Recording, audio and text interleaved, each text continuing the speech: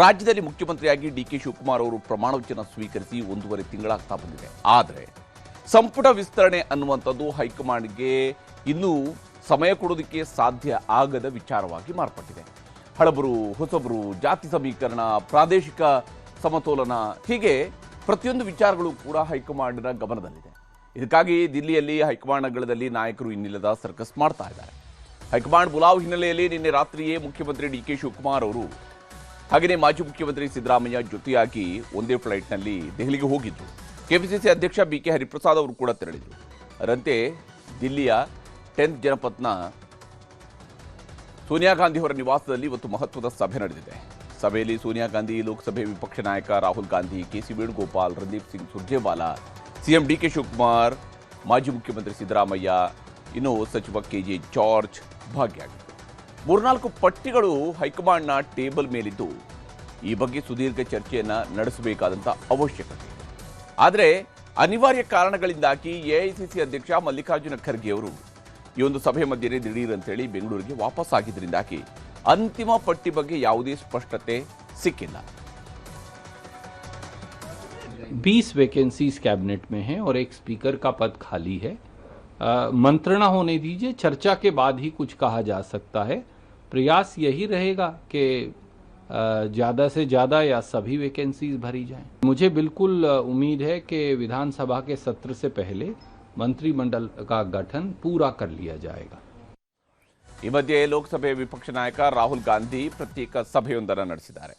ಮುಖ್ಯಮಂತ್ರಿ ಡಿಕೆ ಶಿವಕುಮಾರ್, ಮಾಜಿ ಮುಖ್ಯಮಂತ್ರಿ ಸಿದ್ದರಾಮಯ್ಯ ಅವರನ್ನ ಕರೆಸಿಕೊಂಡು ಪ್ರತ್ಯೇಕ ಸಭೆ ನಡೆಸಲಾಗಿದ್ದು, ಆಕಾಂಕ್ಷಿಗಳ ಪಟ್ಟಿಯನ್ನು ಕೂಲಂಕಷವಾಗಿ ಪರಿಶೀಲನೆ ನಡೆಸಿದರು. ಯಾರ್ಯಾರಿಗೆ ಸಚಿವ ಸ್ಥಾನ ನೀಡಬೇಕು, ಸೃಷ್ಟಿಯಾಗಿರುವಂತಹ ಈ ಒಂದು ಸಂಪುಟ ವಿಸ್ತರಣೆ ಅನ್ನುವಂತಹ ಕಗ್ಗಂಟನ್ನು ಯಾವ ಸ್ವರೂಪದಲ್ಲಿ ಬಗೆಹರಿಸಬೇಕು, ಹೇಗೆ ಎಲ್ಲರನ್ನೂ ಕೂಡ ವಿಶ್ವಾಸ ತೆಗೆದುಕೊಂಡು ಮುಂದಿನ ಹೆಜ್ಜೆಯನ್ನು ಇಡಬೇಕು ಅನ್ನೋದ್ರ ಬಗ್ಗೆ ಗಂಭೀರ ಸಮಾಲೋಚನೆ ನಡೆಸಲಾಗಿದೆ. ಸೋನಿಯಾ ಗಾಂಧಿ ನಿವಾಸದಲ್ಲಿ ನಡೆದಂತಹ ಸಭೆಗೂ ಮುಂಚಿತವಾಗಿ ಮುಖ್ಯಮಂತ್ರಿ ಡಿಕೆ ಶಿವಕುಮಾರ್ ಮತ್ತು ಮಾಜಿ ಮುಖ್ಯಮಂತ್ರಿ ಸಿದ್ದರಾಮಯ್ಯ ಜೊತೆಗೆ ಕೆಸಿ ವೇಣುಗೋಪಾಲ್ ಹಾಗೂ ರಣದೀಪ್ ಸಿಂಗ್ ಸುರ್ಜೇವಾಲಾ ಸಭೆ ನಡೆಸಿದ್ದಾರೆ. ಸಂಘಟನೆ, ಪ್ರದೇಶ, ಜಾತಿ, ಸಾಮರ್ಥ್ಯ ಮತ್ತು ಮುಂದಿನ ಚುನಾವಣೆ ಇವುಗಳೆಲ್ಲವನ್ನು ಕೂಡ ಗುರಿಯಾಗಿಸಿಕೊಂಡು ಸುದೀರ್ಘ ಚರ್ಚೆಗಳನ್ನು ನಡೆಸಲಾಗಿದೆ. ಇದಾದ ಬಳಿಕ ಸೋನಿಯಾ ಗಾಂಧಿ ನೇತೃತ್ವದಲ್ಲಿ ನಡೆದಂತಹ ಸಭೆಯಲ್ಲಿ ಈ ಬಗ್ಗೆ ವಿಷಯ ಮಂಡನೆ ಮಾಡಲಾಗಿದೆ. ಆದರೆ ಈ ಬಗ್ಗೆ ಇನ್ನೂ 1-2 ಸುತ್ತಿನ ಮಾತುಕತೆ ಬಾಕಿ ಇರುವುದರಿಂದಾಗಿ ಕ್ಯಾಬಿನೆಟ್ ವಿಸ್ತರಣೆಯ ಕುತೂಹಲದ ಕಗ್ಗಂಟು ಹಾಗೆಯೇ ಉಳ್ಕೊಂಡಿದೆ. ಏನಾಯ್ತು ಸಭೆ ಇತ್ತು, ಸುರ್ಜೇವಾಲಾ ಅವ್ರನ್ನ, ವೇಣುಗೋಪಾಲ್ ಅವ್ರನ್ನ, ರಾಹುಲ್ ಗಾಂಧಿ ಅವ್ರನ್ನ ಭೇಟಿ ಮಾಡಿದ್ವಿ. ಕಾಂಗ್ರೆಸ್ ಪ್ರೆಸಿಡೆಂಟ್ ಊರಲಿಲ್ಲ, ಅವರು ವಾಪಸ್ ಬೆಂಗಳೂರಿಗೆ ಹೋಗಿದ್ದಾರೆ. ತಾತ್ಕಾಲಿಕವಾಗಿ ಅದು ಮುಂದೂಡಲಾಗಿದೆ. ಮುಂದಿನ ದಿನಾಂಕವನ್ನ ಯಾವಾಗ ಸೂಚನೆ ಕೊಡ್ತಾರೋ ಅವಾಗ. ಅಂದ್ರೆ ತಾತ್ಕಾಲಿಕ ಅಂದ್ರೆ ಏನು, 1 ವಾರ 2 ವಾರ? ತಾತ್ಕಾಲಿಕ ಅಂದ್ರೆ 1 ವಾರ 2 ವಾರ ಅಲ್ಲ, 2 ವರ್ಷನೇ ಹೋಗ್ಬೇಡಿ. ತಾತ್ಕಾಲಿಕವಾಗಿ ಕಾಂಗ್ರೆಸ್ ಅಧ್ಯಕ್ಷರು ಊರಲ್ಲಿ ಇಲ್ಲ. ಈಗ ಅವ್ರು ಬಂದ ತಕ್ಷಣ ಚರ್ಚೆ ಮಾಡಿ ಅದನ್ನ ಪ್ರಕ್ರಿಯೆ ಸಂಪೂರ್ಣವಾಗಿ ಕಾಂಕ್ರೀಟು ಅಥವಾ ಮಾರ್ಷಿನೋ ಏನು ಹೇಳಕ್ಕಾಗೋದಿಲ್ಲ. ಚರ್ಚೆ ಆಗಿದೆ, ಎಲ್ರದ್ದು ಅನಿಸಿಕೆಗಳನ್ನ ಅವರು ಆಲಿಸಿದ್ದಾರೆ. ತದನಂತರ ತೀರ್ಮಾನ ಕೊಡ್ಬೇಕಾದ್ರೆ ಪುನಃ ಯಾವಾಗ ತಾರೀಖು ನಿಗದಿ ಮಾಡ್ತಾರೆ ಅವತ್ತು ಬಂದು ನಾವು ಅವ್ರಿಗೆ ಪುನಃ ನಮ್ಮ ವಿಚಾರಗಳನ್ನ ಇನ್ನು ಇಲ್ಲಿ ಸಂಪುಟದ ಸೂತ್ರ ಏನಿಲ್ಲ ಅನ್ನೋದ್ರ ಬಗ್ಗೆ ನಾವು ಗಮನಿಸಬೇಕು. ಬಹಳ ಮುಖ್ಯವಾಗಿ ಯಾವುದೇ ಸಚಿವಾಕಾಂಕ್ಷಿಗಳು ಏನೇ ಇದ್ರೂ ಕೂಡ ಅಂತಿಮವಾಗಿ ಆಯ್ಕೆ ಆಗುವಂಥದ್ದು ಸಚಿವರುಗಳು ಪ್ರಾಂತ್ಯ ಮತ್ತು ಸಮುದಾಯವಾರು. ಇದರ ಬಗೆಗಿನ ಸಮಾಲೋಚನೆ ಮಾಡಲೇಬೇಕಾಗುತ್ತೆ. ಹಾಗೆಯೇ ಅವರಿಗಿರುವಂತಹ ಜವಾಬ್ದಾರಿ ನಿಭಾಯಿಸಬೇಕಾಗಿರುವಂತಹ ಸಾಮರ್ಥ್ಯ, ಯಾವ ಸ್ವರೂಪದಲ್ಲಿ ಆ ಸಾಮರ್ಥ್ಯವನ್ನು ಅವರು ಹೊಂದಿದ್ದಾರೆ ಅನ್ನೋದ್ರ ಬಗ್ಗೆ ಹೈಕಮಾಂಡ್ಗೆ ಮನವರಿಕೆ ಆಗಬೇಕಾಗತ್ತೆ. ಯಾಕಂದರೆ ಇದು ಈಗ ವಿಸ್ತರಣೆಗೊಳ್ಳುವಂತಹ ಕ್ಯಾಬಿನೆಟ್ ಅಥವಾ ಈಗ ರಚನೆಗೊಳ್ಳುವಂತಹ ಕ್ಯಾಬಿನೆಟ್ ಏನಿದೆ, ಇದು ಮುಂದಿನ ಚುನಾವಣೆಯವರೆಗೂ ಕೂಡ ಬಹುತೇಕ ಮುಂದುವರಿಯುವಂತಹ ಕ್ಯಾಬಿನೆಟ್ ಆಗಿರುತ್ತೆ. ಹೀಗಾಗಿ ಸಂಘಟನೆ ಮತ್ತು ಪಕ್ಷನಿಷ್ಠೆ ಕೂಡ ಸಚಿವ ಸ್ಥಾನಕ್ಕೆ ಬಹಳ ಪ್ರಮುಖವಾದಂತಹ ಮಾನದಂಡ ಆಗಿರುತ್ತೆ. ಇದೇ ಕಾರಣಕ್ಕಾಗಿ ಹೊಸ ಮುಖಗಳಿಗೆ ಮಣೆ ಹಾಕಿದರೆ ಆಗುವಂತಹ ಲಾಭಗಳೇನು, ಹಾಗೆಯೇ ಎದುರಾಗಬಹುದಾದ ನಷ್ಟಗಳೇನು, ಅದರ ಬಗ್ಗೆಯೂ ಕೂಡ ಚರ್ಚೆಯನ್ನು ನಡೆಸಲಾಗಿದೆ.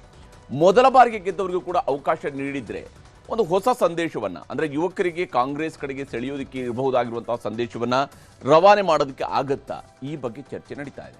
ಹಿರಿಯ ಮತ್ತು ಕಿರಿಯರ ಮಿಶ್ರಣದ ಸಂಪುಟದ ಫಾರ್ಮುಲಾ ಅಫ್ಕೋರ್ಸ್ ಕಾಂಗ್ರೆಸ್ನವರು ಆ ಸ್ವರೂಪದಲ್ಲಿ ಮಾಡೋದಕ್ಕೆ ಹೊರಟಿದ್ದಾರೆ ಅನ್ನುವಂಥ ಮುನ್ಸೂಚನೆಯನ್ನು ಮೊದಲ ಹಂತದಲ್ಲಿ 13 ಜನರನ್ನು ಮಾಡಿದಾಗಲೇ ಗೊತ್ತಾಗಿದೆ. ಇದು ಮುಂದುವರಿಯಬಹುದು. ಈ ನಿಟ್ಟಿನಲ್ಲಿ ಫಾರ್ಮುಲಾ ರಚನೆ ಆಗಬಹುದು.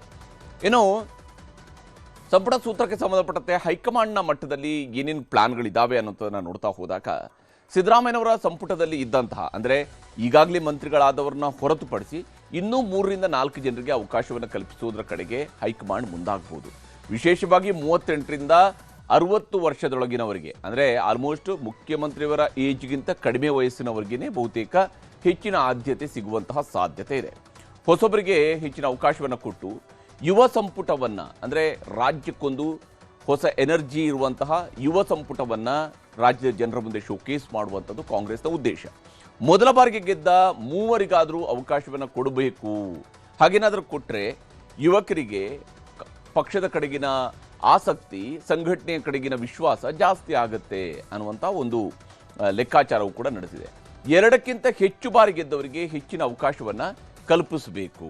2ಕ್ಕಿಂತ ಹೆಚ್ಚು ಬಾರಿ ಗೆದ್ದವರಿಗೆ, ಅಂದರೆ 3-4 ಬಾರಿ ಹೀಗೆಲ್ಲ ಗೆದ್ದಿರ್ತಾರಲ್ಲ ಅಂಥವ್ರಿಗೆ ಅವಕಾಶ ಕಲ್ಪಿಸಬೇಕು.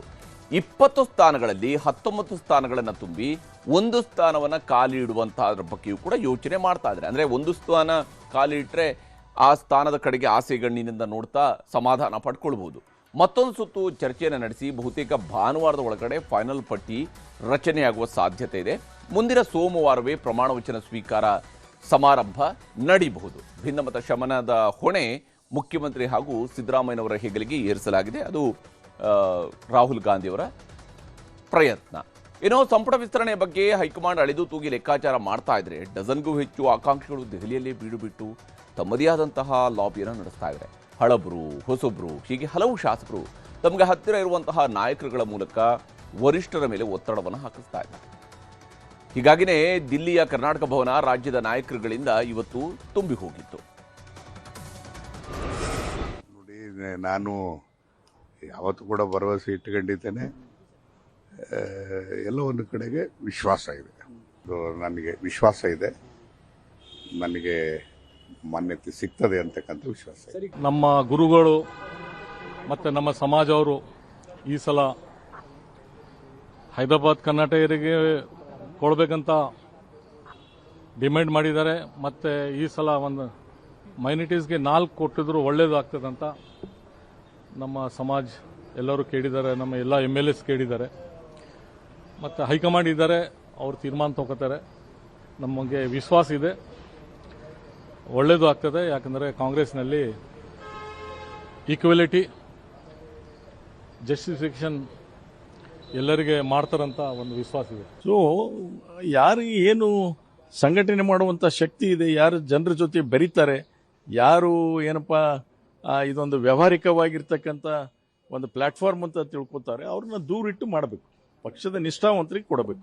ನಾನು ಸುಮಾರು ದಿನಗಳಿಂದ ನನಗೊಂದು ಸಚಿವ ಸ್ಥಾನ ಕೊಡಿ ಅಂತ ಮಾನ್ಯ ಮುಖ್ಯಮಂತ್ರಿಗಳಲ್ಲಿ, ಮಾಜಿ ಮುಖ್ಯಮಂತ್ರಿಗಳಲ್ಲಿ ಹೈಕಮಾಂಡ್ ಒತ್ತಾಯ ಮಾಡಿದ್ದೆ. ಹೋದ ಸಲ ವಿಸ್ತರಣೆ ಮಾಡುವಾಗ ನೆಕ್ಸ್ಟ್ ಹಾಫ್ ಇಯರ್ ಆದಮೇಲೆ, ಹಾಫ್ ಟರ್ಮ್ ಆದಮೇಲೆ ಕೊಡ್ತೀವಿ ಅಂತ ಹೇಳಿದ್ರು. ಆ ಮಾತು ಮೇಲೆ ನಾನು ಇವತ್ತು ನಾನು ಡೆಲ್ಲಿಗೆ ತೆರಳ್ತಾ ಇದ್ದೀನಿ. ನಮ್ಮ ಹೈಕಮಾಂಡ್ ಹತ್ರ ನನ್ನ ಮನವಿಯನ್ನು ಸಲ್ಲಿಸ್ತೀನಿ. ಒಬ್ಬರಿಗೆ ಒಂದು ಅವಕಾಶ ಕೊಟ್ರೆ ಖಂಡಿತ ನನಗೂ ಒಂದು ಅವಕಾಶ ಕೊಡಿ ಅಂತ. ಖಂಡಿತ ಮಹಿಳೆಯರಿಗೆ ಅದೇ ಈಗ ಏನು ನಾವು ವಿಮೆನ್ಸ್ ರಿಸರ್ವೇಶನ್ ಬಗ್ಗೆ ಮಾತಾಡ್ತಾ ಇದ್ದೀವಿ, ಅದಕ್ಕೆ ಹೆಚ್ಚಿನ ಆದ್ಯತೆ ಕೊಟ್ರೆ ಚೆನ್ನಾಗಿರುತ್ತೆ. ಯಾಕಂದ್ರೆ ಪಕ್ಷನ ಎಲ್ಲರೂ ನೋಡ್ತಾ ಇದ್ದಾರೆ, ಸಾರ್ವಜನಿಕರು ಅದಕ್ಕೆ ಗಮನಿಸ್ತಾ ಇದ್ದಾರೆ. ಸೊ ಮಹಿಳೆಯರಿಗೆ ಹೆಚ್ಚಿನ ಆದ್ಯತೆ ಕೊಟ್ರೆ ಆ ದೃಷ್ಟಿಯಲ್ಲಿ ತುಂಬಾ ಒಳ್ಳೇದಾಗುತ್ತೆ. ಯುವಕರಂತೆಲ್ಲ ಒಂದು ಮಾಡಿರ್ತಕ್ಕಂಥ ಕೆಲಸ ಅದರ ಆಧಾರದ ಮೇಲೆ ಪಕ್ಷಕ್ಕೂ ಮುಂದಿನ ದಿನಗಳಲ್ಲಿ ಒಂದು ಸಂಘಟನೆ ಮಾಡೋದು ಒಂದು ದೃಷ್ಟಿಯಲ್ಲಿ ಇನ್ನೊಂದು ಸ್ವಲ್ಪ ಶಕ್ತಿ ತುಂಬರೆ ಸಂಘಟನೆ ಮಾಡೋಣ ಉದ್ದೇಶದಲ್ಲಿ ಕೇಳ್ತಾ ಇದ್ದೀವಿ. ಸಹಜವಾಗಿ ಹೈಕಮಾಂಡ್ ಏನ್ ತೀರ್ಮಾನ ಮಾಡುತ್ತೆ, ಏನ್ ನಿರ್ಧಾರ ಮಾಡುತ್ತೆ, ಯುವಕರಿಗೆ ಏನ್ ಕೊಡಬೇಕು, ಹಿರಿಯರಿಗೆ ಏನ್ ಕೊಡಬೇಕು, ಸಾಕಷ್ಟು ಪ್ರಾದೇಶಿಕವಾದಂತ ಒತ್ತಡಗಳು, ಜಾತಿ ಕಾಂಬಿನೇಷನ್ ಇವೆಲ್ಲ ಇರೋದ್ರಿಂದ ಹೈಕಮಾಂಡ್ ಎಲ್ಲ ತಗೊಂಡು ನೀರಟ್ಟಾಗಿ ಕೂತ್ಕೊಂಡು ಸೂಕ್ತವಾದಂತ ತೀರ್ಮಾನ ತಗೊಳುತ್ತೆ. ಅದಕ್ಕೆ ನಾವೆಲ್ಲರೂ ಕೂಡ ಬದ್ಧರಾಗಿರ್ತೀವಿ. ಹೇಳಂತದ್ದು, ಪ್ರಯತ್ನ ಪಡೋಂಥದ್ದು ನಮ್ಮ ಒಂದು ಕರ್ತವ್ಯ. ಆಯ್ಕೆ ಮಾಡೋಂಥದ್ದು, ಅವಕಾಶಗಳು ಮಾಡ್ಕೊಳ್ಳೋಂಥದ್ದು ಹೈಕಮಾಂಡ್ ಮಾಡ್ಕೊಡುತ್ತೆ. ಅದಕ್ಕೆಲ್ಲರಿಗೂ ಕೂಡ ನಾವು ಬದ್ಧರಾಗಿರ್ತೀವಿ. ಇದರಲ್ಲಿ ಪ್ರಯತ್ನ ಅಷ್ಟೇ.